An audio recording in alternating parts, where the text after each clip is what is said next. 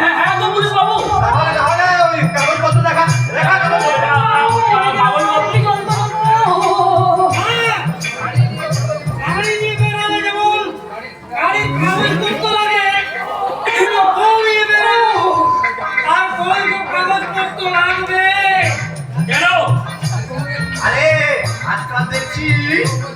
এই তোর বয়সী ছেলেরা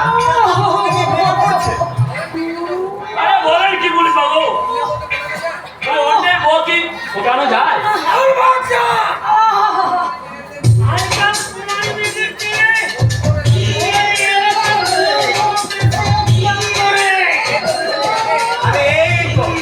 কিছুদিন আগে আমার বাসায় ঘরে রাজমিস্ত্রি সারা দিন বৌদিকে নিয়ে ভেঙে পড়লো। কি আমরা ঠিক করেছি রাস্তায় বউ নিয়ে বেরোলে সেটা যে তার বৈধ বউ মানে তার বৈধ কাগজপত্র দেখাতে হবে।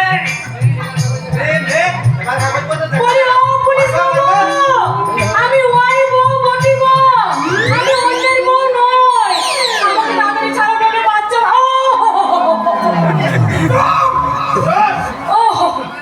আমার কাছে মনে হচ্ছে আমি না চাইলে বাচ্চারা পক্ষে বেরোবে না। কাগজপত্র দেখা নাহলে ফাইন দে 5,000 টাকা দে। কিন্তু এত টাকা আমার কাছে নেই তো পুলিশ বাবু। পুলিশ নেই, মরে বাবা রে, মরে গেল। মান নিয়ে খবর আচ্ছা ওয়ারিস না বেওয়ারিস তার কাগজপত্র রাখবি না। চল দুজনে সারা চল। থানায় গেল তুই শুধু অন্যের পথে বউকে ফুসলিয়ে আনিস রে। অন্যের পাপ হওয়ার মতো অবৈধ পাপ করছে। ডবল অপরাধ ডবল সাজা। ওরে বাবা, চল চল বাবা, পুলিশ বাবু! ও, তোমরা পুলিশ না কসাই? আমি মরছি নিজের জ্বালাতে, আর ওরা এখন পুলিশের ক্ষমতা দেখাচ্ছে।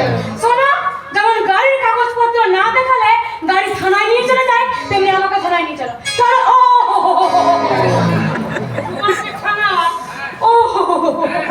হ্যাঁ, চলো চলো, নিয়ে চলো নিয়ে চলো। আর সেখানে গিয়ে যদি প্রসব করতে গিয়ে আমার পেটটা ফেটে আমি মরে যাই, তার দায় কিন্তু তোমাকেই নিতে হবে।